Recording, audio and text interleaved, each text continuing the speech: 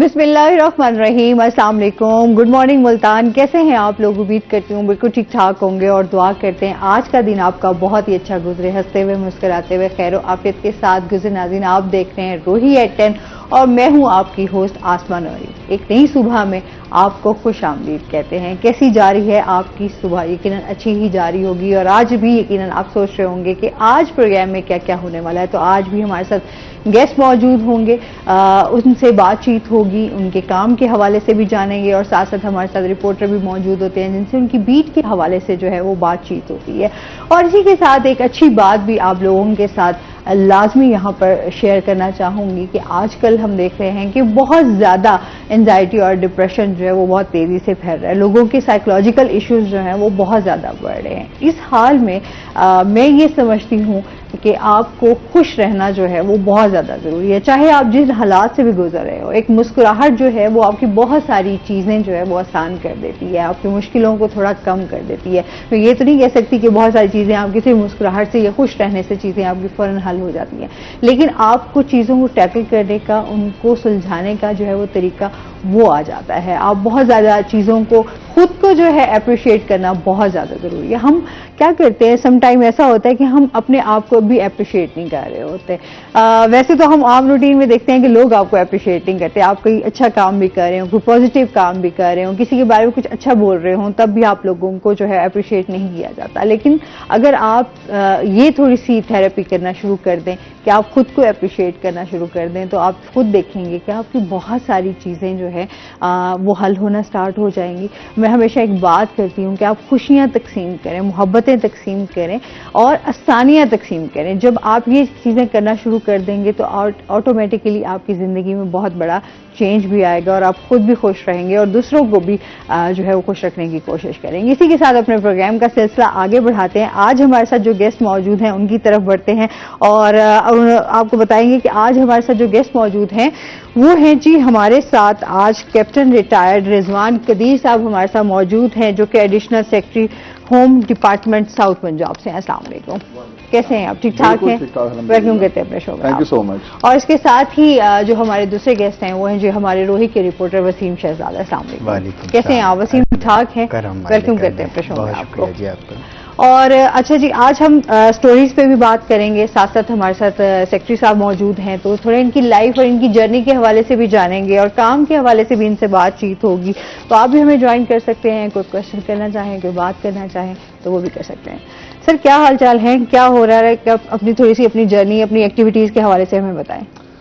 जी, जैसे तारुफ आप करवा चुके हैं, सबसे पहले रोही का बहुत बहुत शुक्रिया कि मुझे इनवाइट किया, मुझे मदऊ किया और मुझे मौका दिया कि मैं होम डिपार्टमेंट साउथ पंजाब के हवाले से क्या क्या उसकी रिस्पॉन्सिबिलिटीज़ हैं, उसका क्या रोल है और क्या अब तक जो 3 साल गुजर चुके हैं साउथ पंजाब सेक्रेटेरिएट को बने हुए, उसमें अब तक होम डिपार्टमेंट का क्या किरदार रहा है। सही।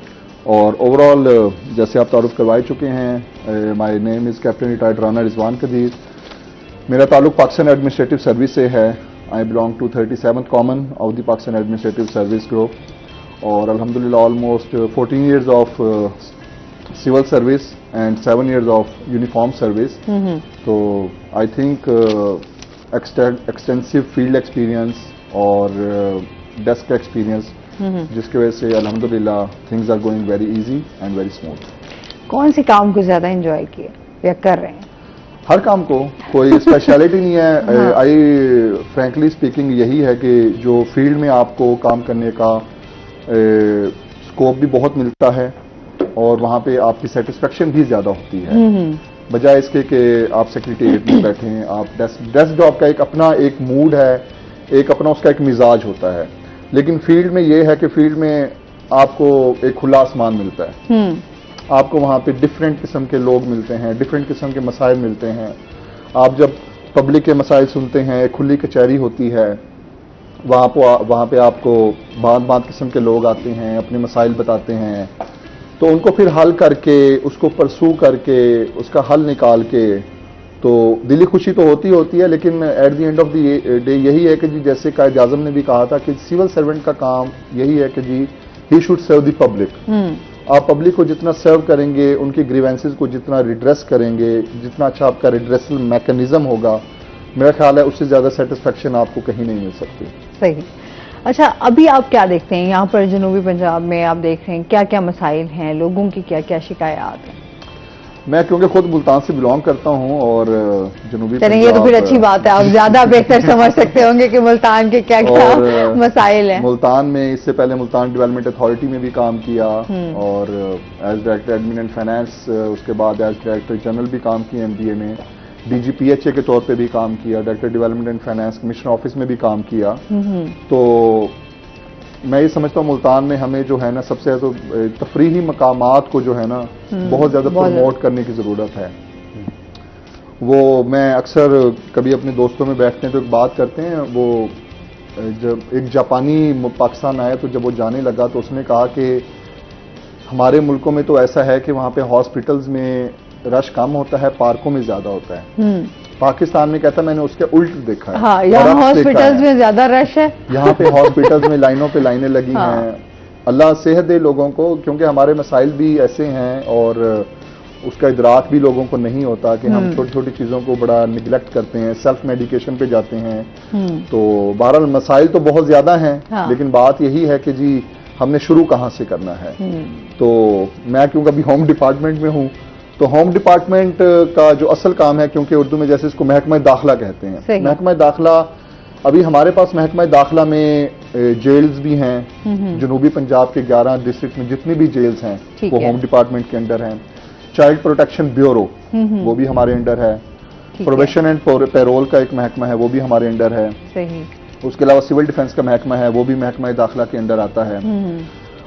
उसके बाद जो हमारा पुलिस डिपार्टमेंट है, that is an attach department of home department. तो वैसे तो उसकी ऑटोनॉमी अलग है, पुलिस रूल्स, पुलिस ऑर्डर 2002 के तहत उसकी ऑटोनॉमी अलग है, लेकिन क्योंकि रूल्स ऑफ बिजनेस के कुछ मामलात ऐसे होते हैं जिसमें पुलिस को होम डिपार्टमेंट के थ्रू ऑपरेट करना पड़ता है।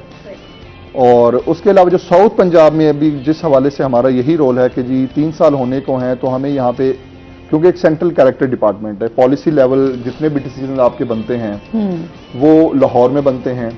यहाँ पे हमारा उसका जो रोल है, एक सुपरवाइजरी रोल आ जाता है, मॉनिटरिंग लेवल पे रोल आ जाता है, इवेल्युएशन लेवल पे रोल आ जाता है, इंक्वायरीज कोई कंडक्ट करनी है, कोई आपने सरप्राइज विजिट्स करने हैं, कुछ आपने रिपोर्ट सबमिट करवानी है। और सबसे बड़ी बात यह कि additional chief secretary south Punjab captain retired Saqib Zafar, सही, उनका एक बड़ा ही लीड रोल रहा है। वो अपने सेक्रेटरीज को बहुत एंगेज भी रखते हैं, उनको टास्क्स भी देते रहते हैं, और जिसकी वजह से ओवरऑल मैं ये समझता हूं कि एक बड़ा ही एक अच्छा वर्किंग इन्वायरमेंट जो है वो साउथ पंजाब में देखने को मिल रहा है। सही।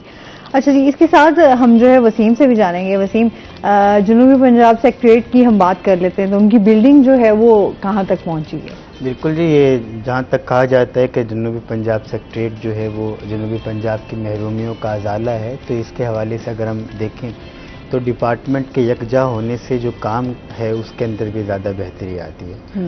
अभी भी अगर हम बात करते चलें तो कुछ डिपार्टमेंट्स हमारे ऐसे हैं जो प्राइवेट बिल्डिंग्स के अंदर काम कर रहे हैं, और बाकी जो है वो गवर्नमेंट की कुछ अपनी बिल्डिंग्स हैं उसके अंदर जो है वो शिफ्ट हो चुकी हैं। तो जाहिर बात है जब तमाम डिपार्टमेंट्स एक जगह पर यकजा हो जाएंगे तो उससे काम के मयार के अंदर जो है वो आपको इजाफा जो है वो भी नज़र आ रहा होगा, और साइलिन तक रसाई जो है वो आम लोगों की वो भी ज़्यादा जो है वो एक ही प्लेटफार्म पे हो जाएगी कि लोगों को पता होगा कि अभी भी मोस्टली बहुत सारे लोग जो है वो अनअवेयर हैं बहुत सारी चीज़ों से, क्योंकि जनूबी पंजाब सेक्रेटरीट ने जिस तरह से सर उठाया और कुछ पॉलिटिकल इंस्टेबिलिटी भी चलती रही, फिर ये तमाम चीज़ें वापस जा रही थी, आल्दो फिर से दोबारा हिस्सा बनी। और जहाँ तक मसाइल के तदारुक की बात है तो उसमें तो यही है कि जब तक सूबा जो है वो मुकम्मल यहाँ पे नहीं होगा तो उस तरह से वो तमाम इख्तियारात तो नहीं हो सकते, लेकिन फिर भी ये एक सूबे की तरफ एक अच्छा कदम है।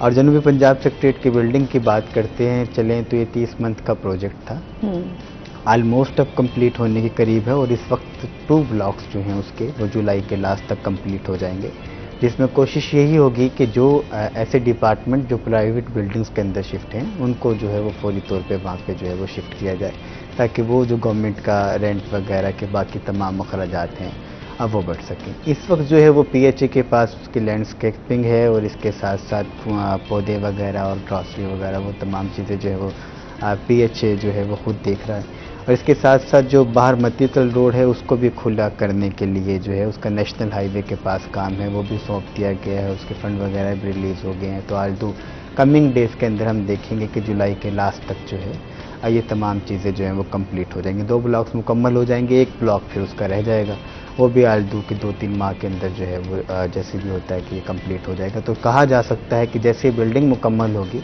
तो उसके बाद किसी हद तक हम कह सकते हैं कि जनूबी पंजाब के जो शहरी हैं, हल तो अभी भी हो रहे हैं मसाइल जो हैं, उसमें थोड़ी सी यूँ समझ लें कि बेहतरी जो है वो हमें नज़र आ जाएगी ऑफिसर्स की। सही है। अच्छा, इसमें मजीद भी आपसे बात करेंगे। कॉलर हमारे साथ हैं। अस्सलाम वालेकुम। वालेकुम सलाम। जी कैसे हैं मैडम? जी, ठीक ठाक अल्हम्दुलिल्लाह। मोहसिन है हमारे साथ, क्या कहना चाहेंगे? आज देख रहा था कि सेक्रेटरीट के हवाले से बात हो रही है। हमारे साउथ पंजाब के लोगों का एक ख्वाब है, जो भी जमात आती है वो सिर्फ इसी हवाले से जो है वो वोट लेती है कि हमारा जो है वो सूबा बनेगा, इसी हवाले से।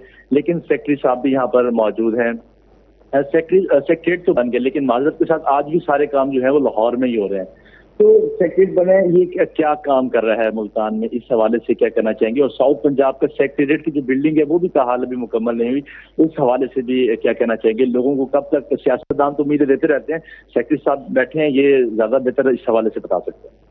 जी बहुत शुक्रिया कॉल करने का। जी मोहसिन, बहुत खुशी हुई आपका पॉइंट ऑफ व्यू सुन के भी, और बिल्कुल हर किसी की ख्वाहिश है, जनूबी पंजाब के अवाम की भी एक ख्वाहिश है कि ये सूबा बनना चाहिए। लेकिन मैं ये नहीं कहूँगा कि इसमें कोई ब्यूरोक्रेटिक कोई हर्डल्स हैं या इसमें कोई पॉलिटिकल हर्डल्स हैं। एक वो आइनी एक उसकी एक रिक्वायरमेंट है कि जी आपको एक 2/3 मेजॉरिटी चाहिए आइन में तरमीम करने के लिए, जिसके तहत ये सूबा इस्टेब्लिश हो सकता है। तो अनफॉर्चुनेटली हमारा कोई भी अभी तक जो इस साल भी 2018 से 23 का जो इलेक्शन हुआ उसमें कोई भी पार्टी 2/3 मेजॉरिटी नहीं ले सकी। 2 सियासी पार्टीज के जितने भी आप समझ लें मैंडेट थे या उनके जो भी आप कह सकते हैं कि उनका जो भी एक मैंडेट था कि जी हम ये सूबा बनाएंगे, लोगों को उनके एहसास महरूमी से दूर करेंगे, तो लेकिन जब तक वो आप 2/3 मेजॉरिटी ही हासिल नहीं कर सकते तो आप उस वक्त तक वो आइन में तरमीम नहीं कर सकते। तो लेकिन मैं इसमें यही कहूँगा कि नाउमीदी नहीं होनी चाहिए। वो जैसे इकबाल का भी शेर है कि नहीं है नाउमीद इकबाल अपनी किश्ते वीरा से, जरा नम हो तो ये मिट्टी बड़ी जरखेज है साकी। तो there is always a silver lining in the sky. और लेकिन बात यह है कि मैं ये समझता हूं कि ये एक बहुत अच्छा स्टेप हुआ है कि जनूबी पंजाब सेक्रेटेरिएट के अमल से कम आपका इंफ्रास्ट्रक्चर, आपके ऑफिस के सेटअप और कम से कम वो सारी रिक्वायरमेंट्स अभी से पूरी होना शुरू हो जाएंगी। जब एक सूबा बने और उस वक्त वो वर्कलोड आए, उस वक्त वो प्रेशर आए, तो आप उसको सस्टेन नहीं कर सकेंगे।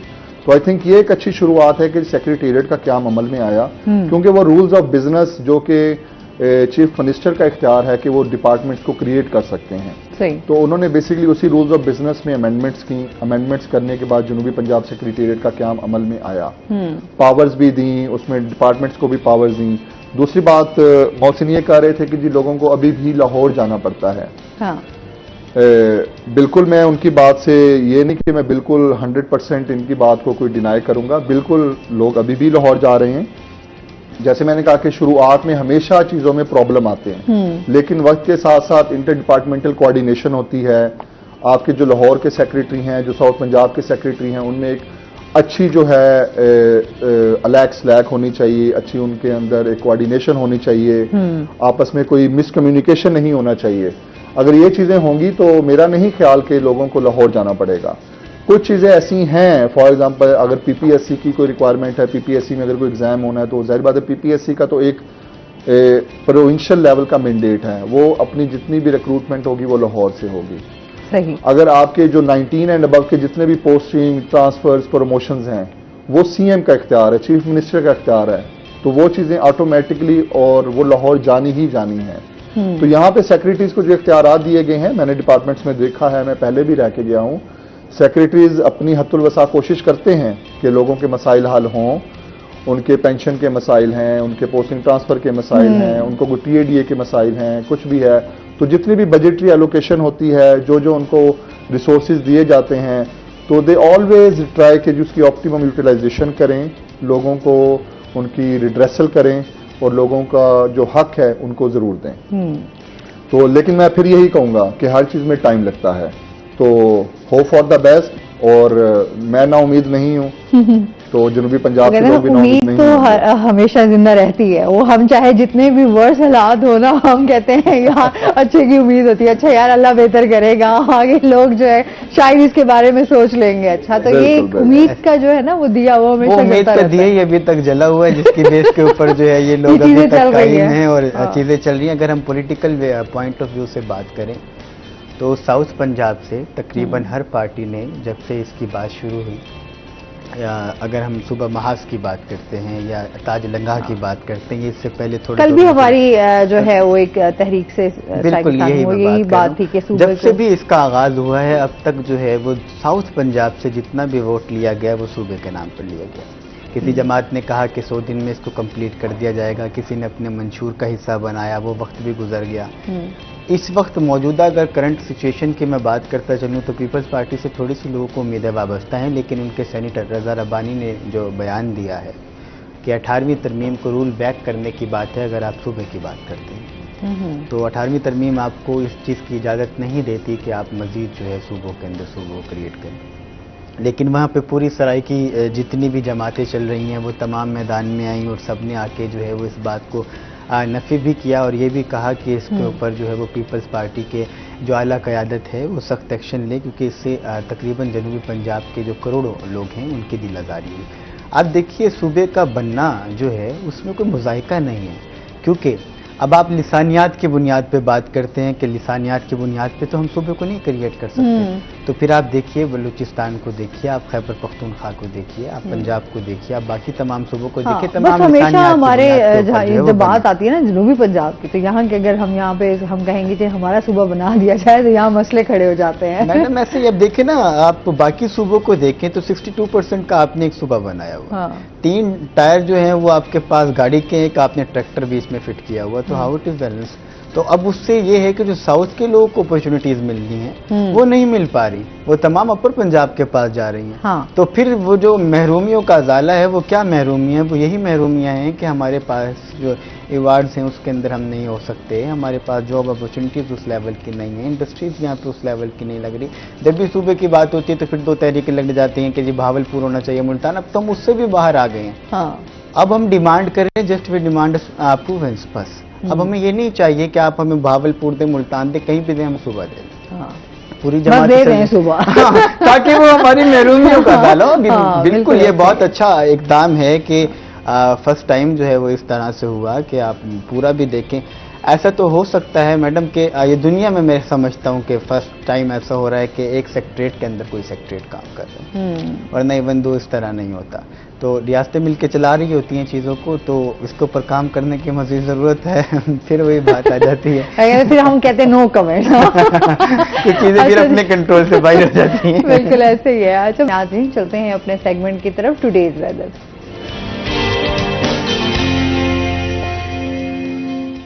हसन मलिक हमारे साथ मौजूद हैं। हसन से जानते हैं आज दिन भर मौसम कैसा रहेगा, क्या सूरत हाल है?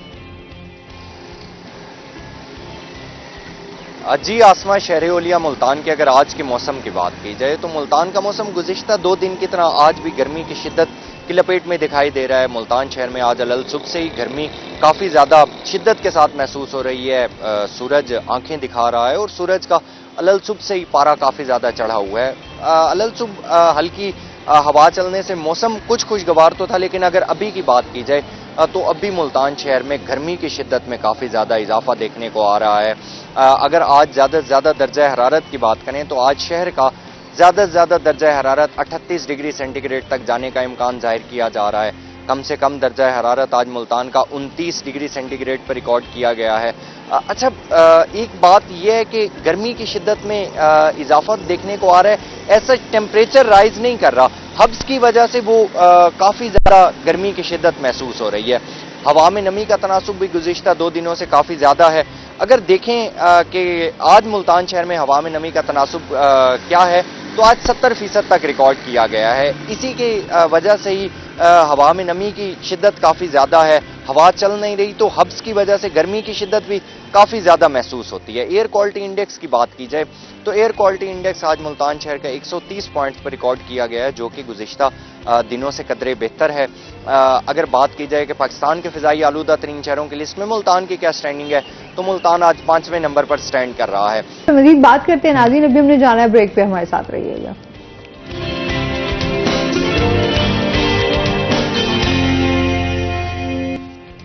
वेलकम बैक नाज़रीन, रोही एटन में आपको खुश आमदीद कहते हैं। और ब्रेक के बाद हमारे साथ गेस्ट मौजूद हैं, उनका तारुफ करवा देती हूँ। आज हमारे साथ मौजूद हैं जी मलिक मुजम्मिल अब्बास जांगला साहब हमारे साथ मौजूद हैं, जो कि एडवोकेट एग्जीक्यूटिव एडिटर वकला इत्तेहाद अखबार के साथ। अस्सलाम वालेकुम, कैसे हैं आप? ठीक ठाक हैं? वेलकम करते हैं अपने शो में आपको। और इसके साथ ही जो हमारे दूसरे गेस्ट हैं वो हैं जी सफ़ीर हुसैन नकवी हमारे साथ मौजूद हैं, जो कि वाइस प्रेसिडेंट हॉकी एसोसिएशन। अस्सलाम वालेकुम, कैसे हैं आप? ठीक ठाक हैं? आप सुनाए? ठीक है, मैं ठीक ठाक। वेलकम करते हैं अपने शो में आपको।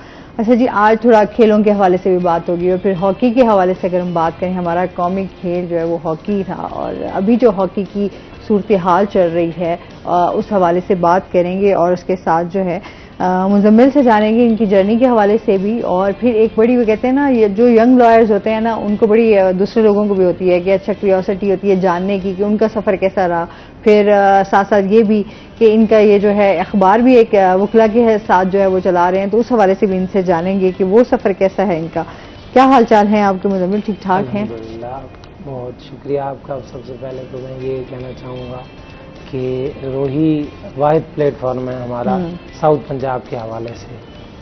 तो मैं जो मेरा सफ़र शुरू हुआ, अगर आप सफ़र की बात करें तो बचपन से लेके मतलब एजुकेशन जब मैंने हासिल की और कॉलेज का सफ़र और यूनिवर्सिटी का, तो मैं हमेशा हक़ की बात करता था। और मेरे अंदर ये कुदरती, मतलब एक तो होता है कि आप किसी के कहने पर एडवोकेसी में आए, मैं किसी के कहने पर नहीं आया, मतलब कुदरती तौर पर ही मेरे अंदर ये सलाहियत थी और मुझे कोशिश ये करनी थी कि मैं जो है मुआशरे में ज़्यादा से ज़्यादा बेहतरी लाऊं और जुल्म और नाइंसाफ़ी के ख़िलाफ़ मतलब आवाज़ बुलंद करूं। उसके साथ साथ फिर मैं जब बाहर में इंटर हुआ तो मैंने वकालत के अलावा मैस कॉम में मास्टर्स किया हुआ है। तो वो एक सहाफ़ी भी एक मतलब मेरे अंदर वो जो जज्बात है सहाफ़त वाले, सहाफ़ी भी हैं, ये वकील भी हैं ऐसे ही सही है। तो अमूमी तौर पर लोग कहते हैं कि आप दो चीज़ें एक साथ नहीं कर सकते, लेकिन मैं अल्लाह पाक का बहुत शुक्र अदा करना चाहूँगा कि मैं फुल टाइम वकालत और पार्ट टाइम में जो सहाफ़त कर रहा हूँ अपना, फिर मैंने वो अखबार बनाया वकला कम्युनिटी के हवाले से, वकला इत्तेहाद के नाम से। और अल्हम्दुलिल्लाह तकरीबन अब ऐसे समझे कि 2 साल उसके करीब होने वाले हैं। बार और बेंच का पसंदीदा जरीदा बन चुका है। मैं कोशिश मैंने ये की कि बार में बेहतरी लाऊं, मतलब कसीदा गोई के बग़ैर और मेरिट की बुनियाद पर नौजवान वकला हैं या हमारे सीनियर्स हैं तो उन्हें आगे लाऊं। अल्हम्दुलिल्लाह मैं उस हवाले से बड़ा कामयाब रहा हूं और इंशाल्लाह मुस्तकबिल में भी उम्मीद है कि इस तरह से ये सिलसिला जारी रहेगा। हर्डल्स तो फिर बहुत सारी होंगी जी, वो तो आपको क्योंकि जाहिर सी बात है जो सीनियर लॉयर्स होते हैं उनका अपना एक मैं समझती हूँ एक वैल्यू भी होती है और फिर वो थोड़ा हावी भी होते हैं यंग लॉयर्स के हवाले से भी। वो बिल्कुल ऐसे ही है। बेसिकली मेरा जो बैकग्राउंड है तो वो वकालत के घराने से सही। मेरे उस्ताद मोहतरम भी हैं, मेरे नाना जान नजफ अली चावन साहब, वो एडवोकेट सुप्रीम कोर्ट भी हैं, साबिक प्रेसिडेंट भी रहे हैं। तो उस हवाले से मैं अपने आप को लकी समझता हूँ कि जब मैं आया हूँ तो मुझे वो मुश्किलात जो एक नौजवान वकील को फेस करनी पड़ती वो इतनी नहीं आई, वो मतलब मेरे गाइडलाइन अच्छी मिल गई ना पीछे। हाँ, उस हवाले सही। लेकिन अच्छा, क्योंकि यहाँ पर हम लिखते हैं कि अगर आपके घर में लॉयर हो तो लाजमी चाहता है कि भाई आगे मेरे बच्चे या फिर आपके उनके बच्चे जो हैं वो भी लॉयर बनने। ऐसे ही है। देखें, ये भी बाकायदा आप अपनी पूरी ज़िंदगी सर्व करते हैं, अपना चैम्बर बनाते हैं, क्लाइंटेज बनाते हैं, ताल्लुक बनाते हैं। तो उस हवाले से कोशिश मतलब यही होती है सबकी, जो आपके बुजुर्ग हैं इस प्रोफेशन में, तो वो कहते हैं हमारे बच्चे आए, मतलब हमारे बाद भी ये सिलसिला जो है वो जारी रहे। तो उस हवाले से वो कोशिश करते हैं कि अपने बच्चों को भी लाएं। और अमूमी तौर पर यह होता है कि बच्चे जब आते हैं अल्हम्दुलिल्लाह, जिनके मतलब पहले से चैम्बर बने हुए हैं तो उन्हें मुश्किलात भी नहीं फेस करनी पड़ती, ज़ाहिर क्लाइंटेज भी हो जाती है। मैं चूंकि अखबार के हवाले से मेरे साथ बहुत से नौजवान वकला का ताल्लुक़ रहता है और वो अपने मतलब वो शेयर्स करते हैं ख्यालात भी और मसाइल भी और मसाइल। हाँ। जब एक नौजवान वकील आता है, अगर हम उसके मसाइल की बात करें तो यकीन करें कि जब आप बार में एंटर होते हैं तो आपके मसाइल शुरू हो जाते हैं। घर से आपको भेजा जाता है कि इस उम्मीद पर कि आप जाएंगे और आप अर्न करके लाएंगे कुछ ना कुछ। जब वो बेचारा आता है अपनी लॉ कंप्लीट करके, तो उसके बाद ज़ाहिर है क्लाइंटीज का उसे मसला होता है, वो फिर किसी सीनियर के पास बतौर जूनियर बैठ रहा है, वहाँ पर वो काम कर रहा है अपना मेहनत से, मतलब लगन से टाइम सर्व कर रहा है, लेकिन उस हवाले से वो अर्न नहीं कर पाता। और फिर वो घर में जाहिर है उसे घर से तो इसी आस पर भेजा जाता है कि कुछ लाएगा कमा के। वो उल्टा बेचारा इस हालात में शुरू के जो आपके होते हैं कम से कम 1 या 2 साल जो होते हैं, ये आपको बहुत मुश्किल से और बड़े ऐसे समझे कि आपको तदब्बुर करके और अल्लाह तवक्कुल करके मुकम्मल तौर पर, जो वकील होता है ना, वो तो वैसे भी अब वकील जब आप होते हैं, आप अल्लाह का नाम है वकील। जब हम बतौर वकील प्रैक्टिस में आते हैं तो अब्दुल वकील बन जाते हैं, अल्लाह का बंदा, मतलब अल्लाह पर तवक्कुल करके और हम चल पड़ते हैं। सही।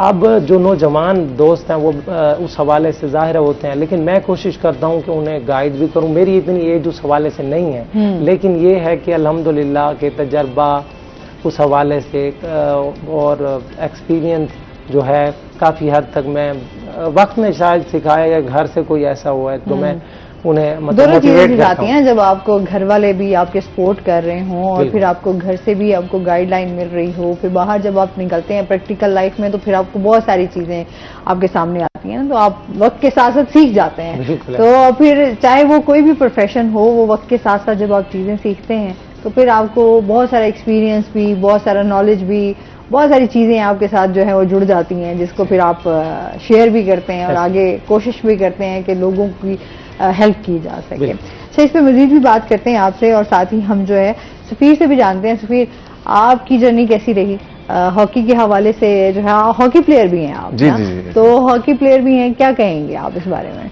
हमारा भी ऐसे था कि हॉकी हमारी फैमिली गेम है। मेरे वालिद साहब हॉकी खेलते रहे हैं, हमारे अंकल है सादुल हुसैन नकवी, मेरे कज़न है तो अब्बास भाई। तो हमारी हॉकी ऐसे ही हमने शुरू की, ग्राउंड में जाना शुरू किया, फिर अंडर 16 खेली, 17 खेली, फिर पाकिस्तान जूनियर कैंप किए, फिर उसके बाद फिर मैपको में as a job hockey player game base पे भर्ती हुए हम लोग। सही। तो हॉकी अब तो हालात ये है कि अमीर आदमी तो हॉकी खेलता ही नहीं है, अब ये काम रह ही गरीबों का गया। हॉकी का दोनों से ना जवाल भी इसी वजह से हुआ है कि स्कूलों में और कॉलेजों में हॉकी खत्म हो गई। पहले स्कूलों में कॉलेजों में हॉकी खेली जाती थी, जिसकी वजह से डोंट सैना प्लेयर निकलते थे। अब वो स्कूल और कॉलेज हॉकी खत्म हो गई है, उसके बाद यूनिवर्सिटियों में स्पोर्ट्स बेस पे दाखिले होते थे। इस वजह से हॉकी डोंट सैना हमारा ऐसे ऐसे पीछे चलता गया, सारा जवाल प्लेयर होता रहा। उसके बाद जो डिपार्टमेंट है वो भी ख़त्म हो गए।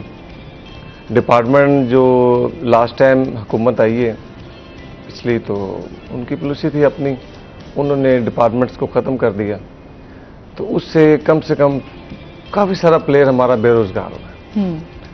तो ये भी काफ़ी दोनसाना भुगतान हुआ है, काफ़ी दोनसाना नुकसान हुआ है हॉकी को, तो डिपार्टमेंट ख़त्म होने की वजह से।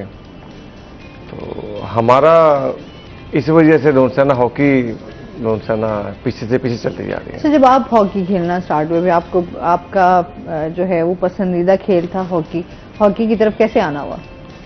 क्योंकि मोस्टली तो हम ये देखते हैं ना, लोगों को बहुत शौक होता है, वो हमारा फोकस भी खैर क्रिकेट की तरफ ज्यादा है, फिर हम गली मोहल्लों में भी देखें तो ज्यादा क्रिकेट खेली जाती है, बच्चों का एक फेवरेट गेम यही होती है ना। ऐसे हॉकी मैंने आपको बताया ना कि मेरे वालिद साहब हॉकी खेलते थे। हाँ, तो वो वालिद साहब की तरफ से हमें हॉकी का हुआ कि हमने कहा हॉकी खेलनी है।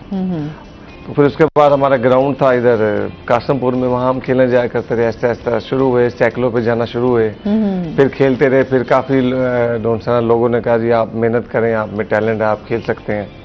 फिर हमने आपको बताया ना कि अंडर 16 खेली, सही है, नेशनल चैंपियनशिप हुई, यानी कि अंडर 18 2009 में, वो कराची में हमने खेली। मुझे लगता है कि अभी तक वो सुपर लीग पाकिस्तान में इतनी अच्छी सुपर लीग नहीं हुई हॉकी के हवाले से। हम लोग आपको पता है मिडिल क्लास लोग थे, तो हमने बड़ी मेहनत की, तो हम लोग बड़े खुश हुए वहाँ जाके कि यार ये तो बड़े बड़े हम होटलों में आके ठहर रहे हैं, तो मुझे वहाँ पर 3 बार मैन ऑफ द मैच भी मिला। उसके बाद फिर हमारा जूनियर के कैंप में नाम आया, जूनियर एशिया कप के कैंप में। तो उसके बाद फिर मैं stand by Pakistan junior team कर रहा हूँ। फिर इस तरह ही है कि शौक ऐसे ही इंसान को, फिर हमने रोजाना हॉकी की तरफ खेलते रहे क्योंकि खानदानी गेम थी। वरना लोग तो सारा क्रिकेट की तरफ जाते हैं। तो गली मोहल्लों में वो क्रिकेट होती है, तो हमें लोग कहते थे कि यार ये आप क्या हॉकी खेल रहे हो, तो पागलों वाला काम है, आप अकेले जा रहे हो, अकेले आ रहे हो। हॉकी आपको पता है इतना अब शौक नहीं है लोगों को रहा ना हॉकी का। जाहिर सी बात है, वो जब गेम ही उसका, अब यहाँ पर हम देखें पाकिस्तान में, क्योंकि बहुत सारी जब भी हमने हॉकी का देखा तो हमेशा मायूसी हुई कि पाकिस्तान की जो टीम है वो बहुत कम ही जीती है। जब उसके बाद जो पहले हमारे हीरोज थे उन्होंने हॉकी के हवाले से बहुत जो है वो नाम रोशन किया पाकिस्तान का, बहुत सारी हमारे मैचेस जो हैं वो जीते। लेकिन अभी हम देखते हैं हमारी टीम जो है वो बहुत ज्यादा ही आपको कहीं भी उस तरह एक्टिव नजर नहीं अब जो हालात है ना, अब हमारे जो हॉकी के 1994 के बाद ना कोई टाइटल नहीं से जीता। उसके बाद एक एशिया कप जीता है आसिफ बाजवा के दौर में हॉकी के। अब जो हमारी हुकूमत भी है ना, वो यही कहती है कि जो भी सेक्रेटरी आता है, जो भी सदर आता है, वो अपनी लॉबी लेके आता है, अपने बंदे लेके आता है। जब तक हमारे मुल्क में ये डिसलैकिंग खत्म नहीं होगी ना, उस टाइम तक हमारी हॉकी प्रमोट नहीं हो सकती। अब ये जो हमारे नए सेक्रेटरी साहब हैं हैदर रसूल, ये बड़ा अच्छा काम कर रहे हैं, कराची के हैं जी। ये बकायदा जितने भी, क्योंकि हॉकी के पास फंड ही नहीं है, फाउंडेशन के पास पैसे ही नहीं है, हुकूमत की तरफ से अभी तक उनको कोई पैसे दिए ही नहीं जाते। अब हालात ये है कि एशिया कप टीम खेलने गई है तो डीएचए ने उनको स्पॉन्सर किया लाहौर। और हमें जहां तक पता चला है, हैदर भाई की ये बड़ी अच्छी बात है, पहले जो मामला थे हुकूमतें कहती थी कि जी आप हमें पैसे दें। ये इन्होंने एक बड़ा अच्छा ट्रेंड बना दिया कि आप लोग दोनसाना ये टीम है, आप इस टीम को खुद ही खर्चा करें, हमें पैसे ना दें। मिसाल 20 प्लेयर हैं, 22 प्लेयर हैं, उनका कैंप का खर्चा है, उनका खाना पीना है, रिहाइश है, ट्रैवलिंग है। तो इससे बड़ा अच्छा जो स्पॉन्सर होता है उस पर बड़ा अच्छा असर पड़ता है। अब जिस तरह हम लोग मुल्तान में हमने कोई 2 से 3 इवेंट कराए हैं हॉकी के। अभी हमने लास्ट टाइम भी मरहूम अली अकरम गुज्जर हमारे एक्सेंट साहब थे, फोत हो गए, उनके नाम का हमने टूर्नामेंट कराया जहाँ पर ऑल पंजाब। तो उसमें कमिश्नर मुल्तान आमिर खटक साहब ओपनिंग पे भी आए और फाइनल पे भी आए। वो खुद बड़े हॉकी के शौकीन है, वो बकायदा 7 के 7 दिन ग्राउंड में आके मैच खेलते रहे। आमिर खटक साहब जो है हमारे कमिश्नर मुल्तान। उसके बाद फिर हमने एक इवेंट करवाया कमिश्नर गोल्ड कप, वो हमने पूरा नेशनल लेवल का इवेंट कराया कमिश्नर मुल्तान के नाम से। तो उसमें भी पूरा पाकिस्तान की जितने भी प्लेयर्स थे सारे मुल्तान में है, क्योंकि मुल्तान में अब 2 जगह ऑस्ट्रो टर्फ लग गया, एक मती तल पे और एक कैंट में। हाँ, यहाँ पे भी ऑस्ट्रो टर्फ लग गया। यहाँ भी दोनसाना हमने वो ऑल पाकिस्तान वो टूर्नामेंट करवाया। हाँ। जी। उसके बाद अभी ये कोर कमांडर का फंक्शन हुआ है मुल्तान में, अभी इन्होंने ओपनिंग की, तो उसमें भी हमने मैच खेला। तो आमिर खटक साहब भी हमारे साथ थे, मुल्तान डिस्ट्रिक्ट की टीम थी, तो सारी हमने मैनेज खेलों को उनको दिलचस्पी बहुत ज्यादा है, बहुत ज्यादा। एक कॉलर है जी हमारे साथ। अस्सलाम वालेकुम। अस्सलाम वालेकुम। हेलो, कॉल ड्रॉप हो गई है। अच्छा वही ना, अब खेलों के हवाले से हम बात करें यहाँ पर, तो हमारे यहाँ तवज्जो खेलों पर नहीं दी जाती, जिसकी वजह से हम लोग आज भी देखें तो हम बहुत पीछे हैं। हमारे वो कितना हॉस्पिटल्स की पहले बात हो रही थी, हॉस्पिटल्स हमारे आबाद हैं और हमारे जो मैदान है वो वीरान पड़े हुए हैं। तो उस हवाले से हुकूमत भी जो है वो फंड्स की, जिस तरह आपने बात की, तो हमेशा खेलों के हवाले से यही बात आती है कि फंड्स नहीं है, या उस तरीके से प्लेयर्स को जो है फैसिलिटीज नहीं मिलती, इदारों को नहीं मिलती, जिसकी वजह से आगे हमारे जो खेल हैं उनको आगे इस तरह लेके नहीं जाया जा सकता कि जो कोई इवेंट्स हों, कोई मैचेस करवाए जाएं, ताकि बच्चों में भी इंटरेस्ट पैदा हो। खेलों की तरफ तवज्जो देंगे तो बच्चे भी खेलों की तरफ आएंगे ना। मैं आपको बताऊं ना मैम, यही वजह है कि पहले हॉकी के कम से कम साल में 2 से 3 इवेंट होते थे, नेशनल पाकिस्तान हॉकी फेडरेशन करती थी। अब तो गिनती के, मेरे ख्याल हमने लास्ट टाइम हमने एक टूर्नामेंट कराया मुल्तान में नेशनल लेवल का, ठीक है। अब डिपार्टमेंट जो को मैंने पहले बात की, वापडा, कस्टम, नेवी, वापडा और नेवी, एयरफोर्स और आर्मी, इन लोगों ने पाकिस्तान की हॉकी को संभाला है। और वापडा ने खास तौर पे 70% पाकिस्तान के स्पोर्ट्स को संभाला है, जिसमें तमाम प्लेयर हैं, तमाम गेमों के प्लेयर हैं। इसी तरह आर्मी भी है। अब ये लोगों की वजह से आप कह लें भी, इस डिपार्टमेंट की वजह से डोनसाना प्लेयर बेचारा रोजगार लग जाता है उसको, वरना तो जितने भी बाकी गेमें हैं वो सारे क्रिकेट की तरफ ही हैं। सही है, मतलब हॉकी की तरफ जो है। आपको वैसे हॉकी पसंद है, मतलब में कभी खेली है? कभी नहीं खेली, कभी नहीं खेली। क्रिकेट के हवाले से मतलब वो देखा, क्रिकेट का शौक जो है ना वो सबको होता है। हमारा ये अफसोस है इस चीज़ का कि कौमी खेल तो है, लेकिन हाँ। क्रिकेट को इतना प्रमोट कर दिया गया है कि हमारा जो अब बच्चा मतलब पैदा होता है तो वो देख रहा है मोहल्ले में क्रिकेट खेल, हाँ। तो जाहिर है फिर उस हवाले से लोग स्कूल में आपने भी गेम्स वगैरह में कभी पार्टिसिपेट किया या नहीं? बिल्कुल किया है उस हवाले किया? से, क्रिकेट और फुटबॉल के हवाले से। फुटबॉल के हवाले से। अच्छा, यही देखें ना, जैसे फुटबॉल हो गया, बाकी गेम्स हो गई हमारी, अगर इनको भी प्रमोट करें तो बहुत अच्छा। हम लोग जो है यहाँ से टैलेंट की कमी नहीं है ऐसे। बिल्कुल इसमें अच्छा, अभी हम जिस तरह नौजवान वकला के हवाले से बात कर रहे थे कि उनके मसाइल बहुत ज़्यादा हैं। अच्छा, यहाँ पर चैम्बर्स के हवाले से भी हम बात करें, आप क्या देख रहे हैं यहाँ पर मजीद क्या क्या मसाइल हैं जिसमें नौजवान वकला को जो है वो, अच्छा ये होता है कुछ प्रैक्टिस कर रहे होते हैं ना, तो प्रैक्टिस करते करते छोड़ के चले जाते हैं, कहते हैं कि यार अगर हमें कुछ नहीं हासिल वसूल है, अगर हमने सिर्फ हमारा टाइम यहाँ पर जो है हम लोग अपना ज़ाया कर रहे हैं, तो बेहतर नहीं है कि हम कोई और काम कर लें, कहीं और से जो है अच्छी अर्निंग हो जाएगी तो हमारे घर का सिस्टम चलता रहेगा। आप यकीन करें कि पिछले दिनों की बात है, एक नौजवान वकील साहब, तो वो तकरीबन 1 साल तक यहाँ पर प्रैक्टिस करते रहे हैं डिस्ट्रिक्ट बार मुल्तान में। ठीक है। तो उस हवाले से उन्हें जब अर्निंग नहीं हुई तो मैं कुछ दिन पहले ही वो मुझे मिले हैं सड़क पर, तो वो चिंची रिक्शा चला रहे थे। तो मैंने उससे पूछा कि आप ये आपने लाख किया, आप यहाँ पर आके वकालत करें, तो आप ये क्या कर रहे हैं, ये तो आपका काम नहीं है। तो वो कहते हैं मैं वहाँ से ज़्यादा कमा लेता हूँ इसमें। जाहिर है मैंने अपने घर का, मैं शादीशुदा हूँ, मैंने बच्चों का पेट पालना है, तो उस हवाले से मैंने अर्न करना है और घर जाके देना है। तो जाहिर है वो घर वाले भी इसी उस पर होते हैं कि आपने कुछ कमा के लाना है। तो उस हवाले से मुझे बहुत दुख हुआ कि एक हमारा नौजवान दोस्त, अब हमारी जो बार काउंसिल्स हैं, चाहे वो पाकिस्तान बार काउंसिल हो या पंजाब बार काउंसिल, नौजवानों के हवाले से मैं अपनी अदना ये राय देना चाहता हूँ, कम से कम जो 6 माह हैं पहले को इस तरह का निज़ाम मुरतब किया जाए कि 6 माह में आपको जो हमारे नौजवान वकला आते हैं उन्हें बतौर माहनामा कुछ वजीफ़ा दिया जाए, मतलब वो 5,000 भी आप कर सकते हैं, 10,000 भी कर सकते हैं, ताकि कुछ तो उन्हें वो हो, कम से कम वो बाइक जो वो लाते हैं या गाड़ी लाते हैं तो उस पेट्रोल के हवाले से तो कम से कम उनका वो हो। तो इस चीज़ को बड़ी हमारे बार काउंसिल से मैं इस्तदा करता हूँ कि इस चीज़ पर बहुत तवज्जो देने की ज़रूरत है। बाकी आपने चैम्बर्स के हवाले से किया, जाहिर है ये मिड सिटी में वाक़ है कचहरी, जो हमारी मौजूदा कचहरी है। यहाँ पर आप जो चीफ जस्टिस हैं हमारे अमीर भट्टी साहब, उनकी जितनी तारीफ़ की जाए बहुत कम है।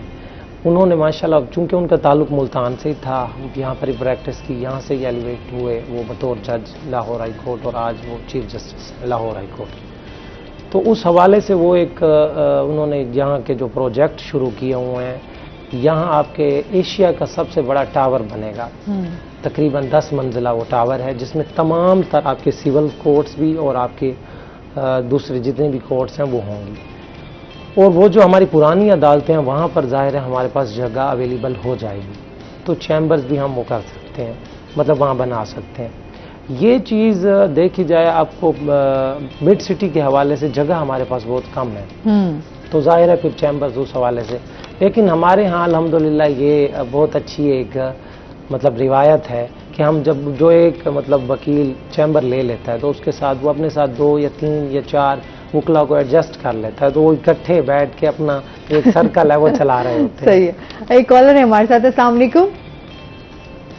वालेकुम अस्सलाम। जी, काशिफ है हमारे साथ, क्या कहना चाहेंगे? हेलो। हाँ जी, हेलो जी, काशिफ साहब हैं आप, बात करिएगा, क्या कहना चाहेंगे?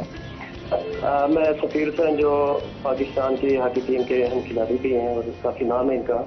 इनसे सवाल ये है कि पाकिस्तान में हॉकी इस वक्त बड़े जबूहाली का शिकार है, जबकि ये पाकिस्तान का कौमी खेल भी है। इसमें मीडिया का क्या किरदार हो सकता है कि जिससे ये ज़्यादा आगे की तरफ जा सके, ज़्यादा तरक्की कर सके, पाकिस्तान का पूरी दुनिया में नाम हो सके? मीडिया का क्या किरदार हो सकता है? ठीक है जी, बहुत शुक्रिया कॉल करने का। जी। जी काशिफ भाई का बहुत बहुत शुक्रिया एक तो कॉल करने का। मीडिया का यही है ना कि जिस तरह हम लास्ट टाइम भी हम इवेंट कराते हैं तो आप ही के चैनल जो रूही चैनल है और बाकी भी चैनल है, जब भी हम इनको बुलाते हैं तो ये लोग आते हैं। मीडिया का ये है कि जैसे ये क्रिकेट को प्रमोट कर रहा है ना, इसी तरह बाकी गेमों को भी प्रमोट करें। अब हॉकी वही बात आती है, अब कौमी खेल, अब हर बंदे के दिल में दर्द है इसका कि यार ये कैसे ऊपर प्रमोशन। अच्छा, इन्होंने बात की ना मीडिया के किरदार में, तो मीडिया तभी उस चीज को भी सामने लेकर हाईलाइट करता है ना जब चीजें हो रही हों। अब जाहिर सी बात है, हम लोग तो कोशिश करते हैं यहाँ पर गेस्ट आए, एक हमारे पास एक प्लेटफॉर्म है जहाँ से हम मसाइलों को, चीजों को हमें मीडिया अपना हर जगह अपना रोल प्ले कर रहा होता है कि मसाइलों को, चीजों को लेकर आ रहा होता है। बात यह है कि फिर आगे इस चीज को हुकूमत हमारी तवज्जो देगी तो चीजें बेहतर होंगी ना। ऐसे में इवेंट्स होंगे, तो फिर मीडिया जाएगा ना। प्लेयर्स को, कुछ आप टीम को सामने लेकर आएंगे तो तभी हाईलाइट्स कुछ होगा, चीजें तभी आप आगे लेकर। जैसे लास्ट टाइम हम कोरोना से पहले हम सिंगापुर, मलेशिया वगैरह लीग। बिल्कुल, इस पर मजीद बात करते हैं नाज़रीन। अभी हमने जाना है ब्रेक पे, हमारे साथ रहिएगा।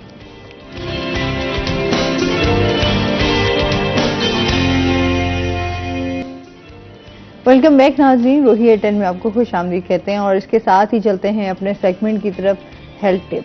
अच्छा जी, आज हम जो बात करने जा रहे हैं वो खुबानी पर बात करने जा रहे हैं और ये भी एक बड़ा मज़ेदार और मैं समझती हूँ बड़ा खूबसूरत सा फल है। अल्लाह ताला की बेशुमार नेमतें हैं जिसमें से ये एक खुबानी है और इसके बहुत सारे फ़वाइद भी हैं जो कि इंसानी जिस्म के लिए, इंसानी सेहत के लिए बहुत ज़्यादा मुफीद हैं। और खुबानी ज़रा महंगी है लेकिन उसके बावजूद भी ज़ाहिर सी बात है जो लोग बहुत शौक से खाते हैं। इसके साथ साथ इसका जायका भी जो है वो बड़ा मज़ेदार होता है और इसके साथ इसमें क्या क्या पाया जाता है ये आपको लाजमी बताएंगे कि इसमें जो है विटामिन जो है वो 94% जो है वो इसमें होता है और इसके साथ साथ जो है ये आपकी आयरन की कमी को भी जो है वो दूर करती है। और इसके साथ साथ आपको बताएंगे ये जो स्किन के लिए स्पेशली हमारी खवातीन है ना वो हमेशा परेशान दिखाई देती हैं, तो हमेशा डॉक्टर्स भी कहते हैं, आप न्यूट्रिशन की भी बात करें तो वो भी यही कहते हैं कि हमेशा अच्छी ग़िज़ा खाएं, फल खाएं, क्योंकि फल जो हैं, जो उसमें मिनरल्स होते हैं, जो उसमें विटामिन्स होते हैं, वो आपकी स्किन के लिए बहुत ज़्यादा अच्छे होते हैं, आपकी सेहत के लिए बहुत ज़्यादा अच्छे होते हैं। और इसके साथ साथ जो है जो खुश्क, क्योंकि इसको खुश्क ड्राई खुबानी जो है वो हमारे स्पेशली ड्राई फ्रूट जैसे सर्दियों में जो है वो बहुत ज़्यादा लोग शौक से खाते हैं, तो ये आपके लिए बड़ी जो है वो मुफीद भी है और फैट फ्री होती है। इसमें कैलोरीज जो है वो बड़ी कम होती हैं खुश्क खुबानी में। और इसका जो है वो रात में अगर इसका इस्तेमाल करें तो वो थोड़ा आपकी सेहत के लिए मुज़र हो सकता है, इसलिए इसमें दिन में जो है आप खुबानी, खुश्क खुबानी जो है वो इस्तेमाल कर सकते हैं। और इसके साथ साथ आपकी हड्डियों के लिए बहुत ज़्यादा अच्छी है और इसको जितना हो सकता है फलों को आप, हमेशा बात करती हूँ, अच्छी ग़िज़ा खाएँ ताकि आप सेहतमंद रहें। जब तक आप सेहतमंद होंगे आप अपने तमाम बहुत सारे ऐसे काम हैं जो आप कर सकते हैं और बड़े एक्टिव भी रहेंगे, इसलिए लिहाजा फलों का इस्तेमाल करें। आपको खुबानी पसंद है, खाते हैं?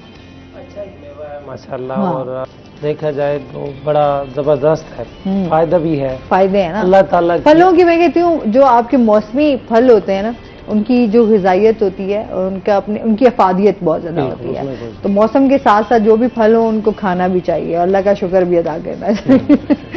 अच्छा, हम यंग लॉयर्स की बात कर रहे थे।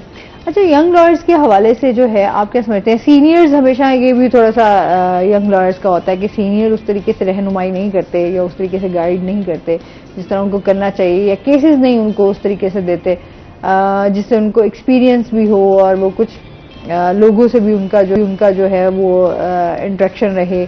क्या कहेंगे इस बारे में? वाकई इस तरह है या इस बात की कितनी हकीकत है? उस हवाले से देखा जाए तो इतना हकीकत इसमें तकरीबन 50% आप ऐसे समझ लें हैं।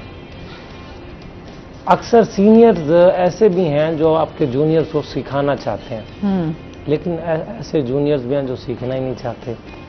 तो अब ये तो नहीं हो सकता ना कि वो अब हाथ पकड़ के और कलम दें और कहें अब बैठ के सीखें। और ये भी देखा गया कि बाज़ ऐसे सीनियर्स हैं, वैसे अब अमूमी तौर पर ऐसा नहीं है, तमाम सीनियर्स जो हैं वो गाइड भी करते हैं और हमारा चूँकि वो तरीक़ाकार होता है कि आप इंटीमेशन भेजते हैं जब आपकी लॉ कंप्लीट होती है तो लाइसेंस के लिए, तो आप किसी सीनियर्स के पास जब बतौर जूनियर बैठ जाएं तो उनकी ही तवस्सुत से आप भेजते हैं। सही। तो आप बात कर रही थी कि मतलब फीसेस के हवाले से और केसेस के हवाले से, तो आटे में नमक बराबर चंद ऐसे हैं सीनियर जो अपने मतलब जूनियर से काम तो करवाते हैं, लेकिन उन्हें जो है अर्निंग के तौर पर या मुआवजे के तौर पर कुछ नहीं देते, और अपने क्लाइंट्स के हवाले से भी वो बड़ा स्ट्रिक्ट रहते हैं कि मतलब इसके साथ डायरेक्ट उनका कोई ताल्लुक ना हो। सही। तो मैं एक कॉलर समझता हूँ ये है हमारे काम। साथ है, इसको आगे बात को बढ़ाते हैं। अस्सलाम वालेकुम। वालेकुम। जी मिसेस सदीक है हमारे साथ, क्या कहना चाहेंगी? Mrs Atiq, sorry Atiq. जी जी, मुजम्मिल अब्बास से मेरा ये सवाल है, मैं इनसे पूछना चाहूंगी। मैंने देखती रहती हूँ फेसबुक पे, अच्छा, वॉच करती हूँ, तो मेरा इनसे ये सवाल है कि ये इनका बचपन से शौक था वकील बनना या इनके फैमिली मेंबर में से कोई है वकालत में? अच्छा, आपने वैसे प्रोग्राम अगर देखा हो स्टार्ट में तो मेरे ख्याल में इन्होंने बताया है कि इनके नाना जान जो है वो लॉयर थे। चले बाकी मजीद जो है हम मुजम्मिल से भी जानते हैं। देखें जी, आपका बहुत शुक्रिया। मेरा बचपन से ही शौक़ था कि मैं मतलब वकालत में शुरू से ही मतलब मैं हक की खातिर और एक असूल पसंद था, मैं उस हवाले से मैं काम भी करता था, और चाहे वो स्कूल लेवल पर हो, कॉलेज लेवल पर हो या यूनिवर्सिटी में हो। तो मैं ये समझता हूँ मैं बाय बॉर्न ही वकील था। मतलब मुझे ये प्रोफेशन बिल्कुल मेरे ऊपर फिट आता है, मेरी शख्सियत के लिहाज से और मेरे मतलब बॉडी लैंग्वेज के लिहाज से, दो हवाले से मतलब मैं वकील ही आप बेहतर अपने आप को समझता हूँ। और सही है, चले अच्छी बात है। वैसे आप मोस्टली कौन से केसेस को डील करते हैं? मैं ज़्यादातर जो है फैमिली और सिविल केसेस। तो कैसा एक्सपीरियंस है? अभी तो फिलहाल ये है कि सीख रहे हैं, अभी सीखने का अमल जारी है। अच्छा, हम वैसे फैमिली केसेस की बात करें तो आजकल जो ज्यादा हालात चल रहे हैं, हम देखते हैं तलाक की शरह में बहुत ज्यादा इजाफा हो रहा है, लड़ाई झगड़े जो हैं वो बहुत ज्यादा है, इस तरह के केसेस जो हैं उनके रोज दिन ब दिन बढ़ते जा रहे हैं। देखें, सबसे बड़ा जो मसला है वो हमारा ये है कि मुआशरत का 99% घरों में जो नाचाकियाँ होती हैं वो इसी सूरत में हो रही हैं कि वो पैसे के हवाले से, जाहिर है अखराजात हैं, जब बनती है तो उन्हें जाहिर है अब एक अपनी माँ बाप अपनी बेटी को इसी उस पर वो करता है, मतलब उसकी शादी करता है कि घर जाके घर बसाएगी। किसी को ये शौक तो नहीं होता ना कि मतलब वो हम इतने प्यार से मतलब शादी कर रहे हैं और फिर इसकी तलाक खुदा न खास्ता हो। तो मेरे पास जितने भी हमारे मतलब चैम्बर में केसेस आए हैं, मेरे मतलब इंटर होते ही मतलब इसमें अदलिया में, तो मैंने कोशिश की है अल्हम्दुलिल्लाह पिछले 2 सालों में हमने किसी की तलाक नहीं करवाई, और हमने बाकायदा उन्हें जो है बिठा के आमने सामने, कुछ गलत फहमी अक्सर लॉयर का होता है कि अच्छा तलाक का मामला ये कार्ड रख लें आपको जरूरत पड़ सकती है। नहीं देखें जी, हम कोशिश करनी चाहिए, जो मेरा मतलब सोच है कि आपको जोड़ना चाहिए। बिल्कुल ऐसे ही है। वो इन चीजों को आप ताल्लुकात खत्म करने में तो देर नहीं लगती ना, ताल्लुकात बनाने में बहुत ज्यादा देर लगती है। बिल्कुल ऐसे ही है। अच्छा, हवाले से आप क्या समझते हैं कि क्या चीजें बेहतर करने की जरूरत है, हम अपने ग्राउंड्स को किस तरह बेहतर कर सकते हैं, क्या कहेंगे आप इस बारे में? हॉकी के हवाले से यही है कि जितने भी हमारे सीनियर्स हैं ना, जो ओलंपियंस हैं, उनसे हमारी रिक्वेस्ट ये है कि कुछ गिनती के कुछ चंद एक ओलंपियन हैं जो ग्राउंडों में जाते हैं, वो ग्राउंडों में जाना ही छोड़ के, क्योंकि ज़ाहिर वो हमारे लेजेंड हैं, वो जाएंगे तो जूनियर प्लेयर्स उनको रोल मॉडल देखेंगे, यार ये लोग हमारे सीनियर्स हैं, ये ओलंपियन हैं, इन्होंने ऐसे मेडल लिए। अब हमारा मसला भी यही है कि यहाँ पर हमारे मुल्तान में या दूसरे शहरों में एकेडमियाँ बनाई जाए जिससे हॉकी को फायदा हो, बच्चे प्रमोट हो।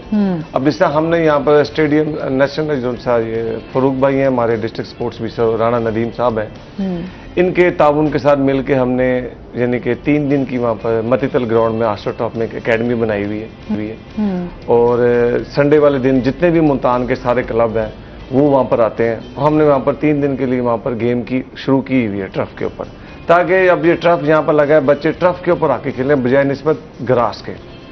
ग्रास में और टर्फ में ज़मीन आसमान का फर्क है। बाकी गुजरे है, गुजरे में उस्ताद असम रोडा साहब थे, उन्होंने कोई 100 से ज़्यादा प्लेयर पैदा किए, यानी कि वो फौत हो गए। ये ताहिर जमान जितने भी लोग ओलंपियन गुजरे के थे वो सब उनके थे। इसी तरह लाहौर में राना जीर हॉकी अकेडमी है और तकीदार हॉकी अकेडमी है, तो उन्होंने भी वहाँ पर एकेडमीज बनाई हुई है। इसी तरह हमने मुल्तान में भी एक एकेडमी बनाई हुई। इसी तरह मेरे दोस्त हैं वो यंग ही हैं, वो डिपार्टमेंट्स के प्लेयर हैं, उस्मान रफीक और अब्दुल के, उन्होंने फरूकाबाद एक छोटा सा गांव है वहाँ मैं गया हूँ, वहाँ पर उन्होंने एकेडमी बनाई हुई है, छोटे छोटे बच्चे 10, 15 साल के, यानी कि ये लोग जो हॉकी के ऊपर काम कर रहे हैं, उस तरह भावलपुर में है, भावलपुर में भी इसी तरह लोग काम कर रहे हैं और बिहाड़ी में भी है। इस तरह के जितने भी शहर हैं उन्होंने एकेडमीज बनाई हुई हैं, उस पर ये काम कर रहे हैं। इंशाल्लाह बड़ी उम्मीद है कि कुछ आने वाले सालों में हमारी हॉकी की प्रमोशन हो जाएगी। सही। अच्छा, जिस तरह हम यहाँ कहते हैं कि आपने एकेडमीज बना दी, जाहिर सी बात है कोचेज की आपको जरूरत पड़ती है। जी जी। और मैं समझती हूँ कि जब आपके पास अच्छे कोचेज होते हैं तो आप एक अच्छी टीम जो है वो तैयार कर सकते हैं। क्या कहेंगे इस बारे में? कोचेज की तो बहुत ज्यादा कमी। मैडम, कोचेज का यही है ना कि अब ये होता ये है कि हमारी हॉकी का, मैंने उस दिन लास्ट टाइम भी मैंने एक जगह इंटरव्यू दिया था, तो मैंने यही बात की थी, लोगों को बात बुरी लगी। मसला ये है कि हमारे जितने भी ओलंपियंस हैं ना, वो कहते हैं कि हमसे बड़ा प्लेयर वो बहुत बड़े थे, ठीक है, लेकिन कोचिंग एक अलग एक क्लास है, एक किताब है, उसको पढ़ना पड़ता है। अब वो फुटबॉल में ऐसे ऐसे लोग भी हैं जिन्होंने फुटबॉल को पैर भी नहीं लगाया, वो बड़ी बड़ी लीगों को लीग्स करवा रहे हैं और वो चैंपियन करवा रहे हैं लीगों को। अब ये किताब बन गई है, तो वही वाली बात है कि इसको पढ़ना पड़ता है। अब हमारे जो सीनियर्स हैं वो कहते हैं ठीक है जी, हम लोग इंटरनेशनल प्लेयर हैं तो हमें सीनियर का कोच लगा दो, जूनियर का कोच लगा लो। नीचे लेवल पे कोई काम करना ही नहीं चाह रहा। अंडर 16 पे, अंडर 17 पे, अंडर 18 पे हर बंदा, जितना भी हमारे बड़े ओलंपिक्स है, सीनियर्स है, नेशनल प्लेयर, कहते हैं जी सानू सीनियर से जूनियर का कोच ला दो। वो उसके ऊपर आप देखें ना, उसकी वजह से हमारा नुकसान हो रहा है। वो 1-2 टीम टॉवर्स करती है, उसके बाद टीम हार जाती है, वो कहते हैं यार मुझे इस्तीफा दे दो। असल हमें काम करना पड़ेगा grass root level. Grass root level पे कैसे काम होगा? यही आपको स्कूलों के बच्चे लेके आने पड़ेंगे, कॉलेजों के बच्चे लेके आने पड़ेंगे। अब हम जो इंशाल्लाह ताला मेरे बात चल रही है दोनों ना कुछ स्पॉन्सरों के साथ, बाकायदा यकूब सुबह में लास्ट टाइम हमने इधर अकेडमी बनाई हुई थी स्पोर्ट्स ग्राउंड में, हमारे बच्चों के लिए जूसेस देते रहे हैं। और चौधरी जुल्फकार साहब हैं गिस्ट फैक्ट्री के जो मालिक हैं, हम जब लास्ट टाइम सिंगापुर मलेशिया गए हैं, यानी कि इतने भी लोग हैं जो लोग स्पॉन्सर करते हैं, उन्होंने हमें प्लेयरों की टिकटें और वीजे दी। यानी कि वो आप देखें, लोग तो देते नहीं है पैसे, उन्होंने 8 से 9 लाख रुपए उन्होंने दिए चौधरी जुल्फकार साहब ने। उसके बाद एक हमारे और भी है सलवा निमको है, इस तरह की, यानी कि डिफरेंट। आपको जाहिर सी बात है हम जब आप लोग आपको पास जाते हैं, ये हैं, स्पॉन्सरों को भी हमारे साथ दोनों से आना ताउन करना पड़ेगा हॉकी के लिए ओवरऑल भी, कि स्पॉन्सर दोनों से है, हमें भी कम से कम 7-8 साल 10 साल लग जाएंगे। अभी टाइम लगेगा, हमारी हॉकी को बहुत पीछे चलेगी हमारी हॉकी तो बहुत ज्यादा इस टाइम वाकई बहुत पीछे है। इसमें मजीद भी इनसे जानेंगे। नाज़रीन, अभी हमने जाना है ब्रेक पे, हमारे साथ रहिएगा।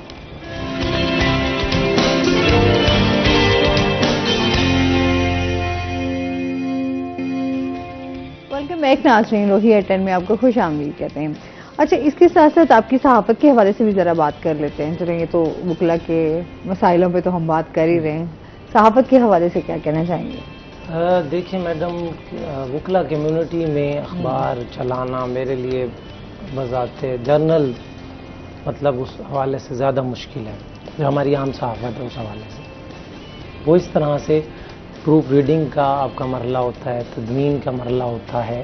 तो सबसे बड़ी बात यह है कि वकला की कौन सी खबर आपने लगानी है और कौन सी आपने नहीं लगानी, सब मतलब उस चीज़ को मैनेज करना।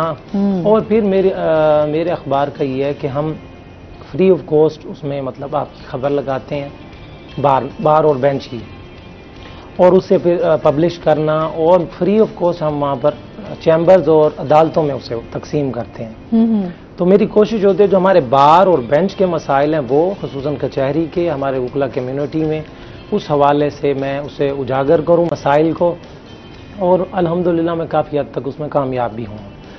अब मुख्तलिफ जजेस साहिबान से मिलना और मुख्तलिफ वकला हमारे जो हैं उनकी राय भी मैं गाय बगाए लेता रहता हूँ।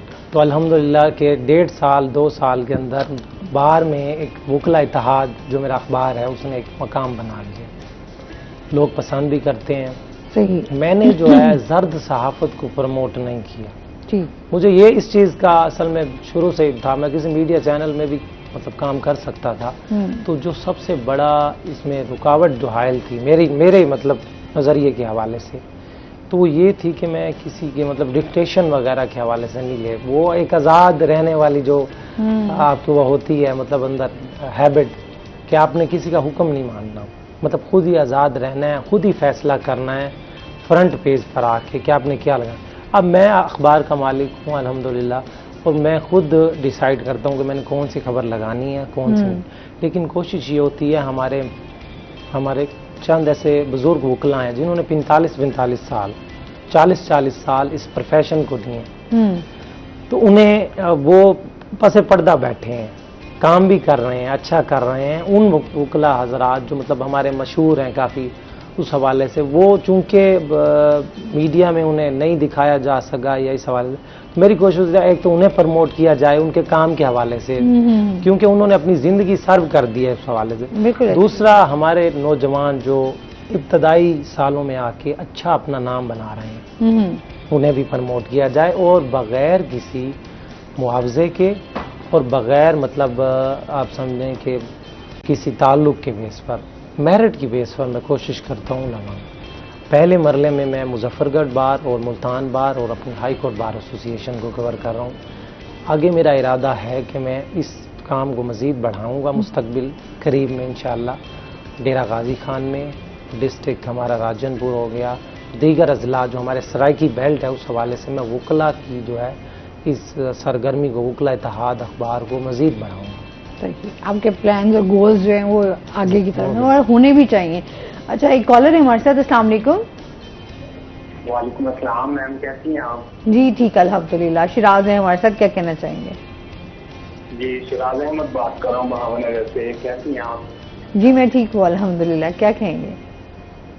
जी मैम, पहले तो कहना चाहूँगा माशाल्लाह आपका शो बहुत अच्छा जा रहा है, हम लोग रोज देखते हैं, और गुड मॉर्निंग पाकिस्तान, और आपके शो की जितनी भी तारीफ कर लीजिए उतनी ही कम है, और बहुत अच्छा टॉपिक आपने रखा है। बिल्कुल मैं देख रहा हूँ, आपके गेस्ट भी आए हुए हैं, उनसे भी बात करना चाहूँगा, और आपकी टीम भी माशाल्लाह बहुत अच्छी टीम है। आप लोग वही टॉपिक लाते हैं जो कि इंसान की रोजमर्रा की जिंदगी में होने चाहिए। हमें पता होना चाहिए ना कि हमारी लाइफ में जो जो हालात आजकल चल रहे हैं। जी बिल्कुल, ऐसे बहुत शुक्रिया। आपका आज टॉपिक चल रहा है उसके हवाले से मैं ये कहता हूँ, उतार चढ़ाव तो जिंदगी में आते जाते हैं ना, मुश्किलें परेशानी आती है, और बस इंसान को कभी हिम्मत नहीं आनी चाहिए। और आपको पता है कोई भी काम है बगैर मेहनत के नहीं होता, इंसान को मेहनत करनी पड़ती है ना। बिल्कुल ऐसे ही है जी, बगैर मेहनत के कुछ भी हासिल नहीं हो सकता। बहुत शुक्रिया कॉल करने का जी। अच्छा, हम बात कर रहे थे, अच्छा जिस तरह आपका जो सफ़र रहा आगे, अभी इसमें आपकी होप्स भी अच्छी हैं माशाल्लाह से, तो आप जितने भी यंग लॉयर्स जो इस प्रोफेशन में आना चाहते हैं, जो समझते हैं आप कि उनको क्या आप टिप्स देना चाहेंगे, क्या कहेंगे? देखें जी, प्रोफेशन के हवाले से किया जाए तो मशहूर बात है कि it is a profession of lords. उस हवाले से मैं ये कहूँगा कि जो भी हमारे नौजवान वकला आना चाहें, जो मेरा खालिसतन मशवरा है कि ऐसे लोग आएँ कि जिनके आप आम तौर पर आम ही बात करते हैं कि घर में दाने हों। मतलब ये है कि आप पहले जो 2 साल हैं आप ये ना सोच के आए कि आप ला कर लेंगे और आते ही आपने अर्न करना शुरू कर लेना, नहीं। आपको पीछे बैकग्राउंड आपका मजबूत होना चाहिए ताकि आप बेहतर तरीके से और अपने असूल बनाकर आप वकालत करें। जब आप अपने असूल से हटते हैं, आप मतलब गलत तरीक़ाकार इख्तियार करते हैं, तो वो फिर आपकी जो है आदत बन जाता है। फिर वो जो आदत होती है तो वो सर के साथ जाती है। वो फिर ये नहीं है कि आप कहें कि भाई अब चली जाएगी, मैं चंद अरसा कर लूँगा 1 साल 2 साल के लिए, जने जो काम भी आ रहा है जो मतलब असूल और उसके ख़िलाफ़ है तो मैं कर लूँ, बाद में मैं वो कर लूँगा, अभी मुझे ज़रूरत है, नहीं। अपने आप को फिर आप वो करेंगे। और दूसरी बात ये, आप वकालत एकदम से नहीं चलती, इसके लिए आपको मेहनत करनी पड़ती है। मेहनत नहीं, मेहनत से भी बढ़कर मेहनत करनी पड़ती है। वही बात है ना कि हर काम को टाइम भी लगता है, और आपकी वकालत मैडम देखा जाए बाकी प्रोफेशन की निस्बत ज़्यादा क्रिटिकल होता है। ये कि आप चाहे शादी पर जा रहे हैं, खुशी गमी है, तो अब आपके जो सुबह के केस हैं, आप चाहे रात को 2 बजे घर आए हैं, आपने उसकी तैयारी करनी है लाजमी, क्योंकि आपने क्लाइंट से फीस ली है कि मैंने उसे रिलीफ दिलवाना है। बिल्कुल। एक कॉलर है हमारे साथ। अस्सलाम वालेकुम। जी, सादिया है हमारे साथ लाहौर से, क्या कहना चाहेंगी? मैंने इनसे ये पूछना था कि ये वकालत के अलावा भी कोई और मतलब समाजी काम करते हैं माशरे के लिए, इनकी क्या एक्टिविटीज है माशरे के लिए, मतलब समाजी काम क्या कर रहे हैं? ठीक है, बहुत शुक्रिया कॉल करने का जी। समाजी लिहाज से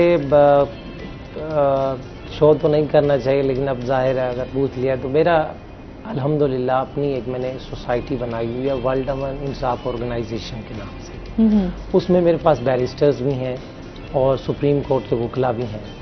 अल्हम्दुलिल्लाह अखबार की वजह करके मतलब मेरा एक ताल्लुक डेवलप हुआ है उनसे, तो उस हवाले से हम फ्री कानूनी दादरसी फिलहाल मुल्तान के एरिया में फराम करते हैं। ऐसे लोग जो पे नहीं कर पाते और इंसाफ लेना चाहते हैं अदालतों से, तो उन्हें हम, और इसके अलावा अपने मतलब गैर सियासी तौर पर अपनी टीम को साथ मिला के हम आई कैंप्स लगवाते हैं। हम नादरा के कैंप्स मैंने काफ़ी सारे ऑर्गेनाइज किए हैं और शुगर कैंप्स हो गए और मतलब जितने भी आप जो लोग डिजर्व करते हैं, जो लोग इस मुआशरे में समझते हैं उनके अपने मसाइल हैं बहुत ज़्यादा, उनको आप बहुत शुक्रिया आपका।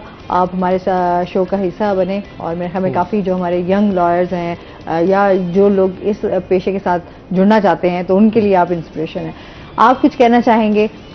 बस मैं लास्ट में ये कहना चाहूँगा कि पहले तो शुक्रिया आप लोगों का, ये स्टार्ट में कहना चाहिए था लेकिन आप लोगों ने यहाँ बुलाया हॉकी की प्रमोशन के लिए, तो बड़ा अच्छा आप लोग काम कर रहे हैं और बड़ी खुशी हुई मुझे। आज फर्स्ट टाइम मैंने ये मॉर्निंग शो का इंटरव्यू दिया है, वैसे तो इंटरव्यू देते रहते हैं। तो मैं ये कहना चाहूँगा हॉकी के लिहाज से कि जो हमारे जितने भी सीनियर हैं तो खुदाया ये अपनी सियासत को छोड़ के बच्चों की तरफ आए, असल ग्राउंड में काम करें और सियासत को छोड़ें, लड़ाई झगड़ा छोड़ दें। अगर आप लोगों के पास टाइम नहीं है हॉकी के लिए तो आप रिजाइन कर दें। जो लोग हॉकी के लिए काम कर रहे हैं उनको आप काम करने दें पूरे पाकिस्तान में। ओवरऑल मैं बात कर रहा हूँ, किसी से मेरी कोई लड़ाई नहीं है, कोई झगड़ा नहीं है। मकसद ये है कि हॉकी के ऊपर काम करें और बच्चे जो है स्कूलों से कॉलेजों से लेके आए और कोई अकेडमी बनाए, कोई टाइम दें ग्राउंड को, खेलों की तरफ हो जाए। बहुत शुक्रिया आप दोनों गेस्ट का। और इसके साथ ही नाज़रीन आज का शो यहीं पे खत्म हुआ। अपना बहुत सारा ख्याल रखिएगा, दुआओं में याद रखिएगा। इंशाल्लाह जिंदगी ने साथ दिया तो सुबह से फिर मुलाकात होगी नए टॉपिक के साथ, नए गेस्ट के साथ। अल्लाह हाफ़िज़।